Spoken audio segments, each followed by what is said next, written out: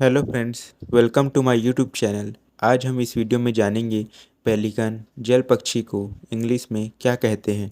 Pelican जल पक्षी mean in English pelican जल पक्षी।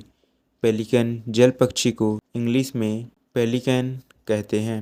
Pelican spelling PELICAN pelican pelican.